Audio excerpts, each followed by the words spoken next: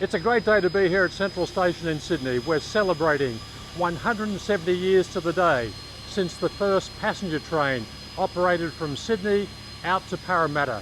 It was a revolution in the making. We're obviously the state's peak organisation to commemorate and celebrate our wonderful transport heritage. So it's only fitting that we're here today with some of the gems of our fleet to share this wonderful moment. So Howard Collins, no one loves trains like Howard Collins. What do you make of today? What's so special from your point of view? Well, 170 years of rail operation in New South Wales. I think what is fascinating is 1855, before 1855, it would take you at least a couple of days to get out of Sydney on a bullock train. Here in 1855, it must have felt like the equivalent of a Tesla arriving. It was a real revolution. And only 30 years after the first passenger trains in my old country, UK.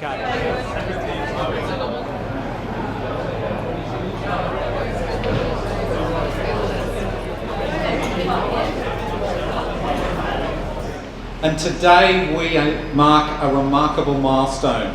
170 years since the very first passenger train ran between Sydney and Parramatta on this very day in 1855, and we will almost be recreating the time at which it departed as well. Rich rail heritage in the lead up to next weekend's Transport Heritage Expo, and if today is not enough, come back on the long weekend in October and you will get a fill of all things transport heritage. I just want to say first a big thank you to Andrew, Matt and Roger for making this possible. There's always something going on the railway, but despite that, the team, Jazz and Simon, who are here today, are making this possible, so thank you. The other thing is, in a blink of an eye, 10 years ago, I was standing on this very platform, I think it was, with one Rob Mason, Andrew Killingsworth and myself, cutting a cake for 160 years. I also wanted to thank and acknowledge the hard-working men and women of the railway.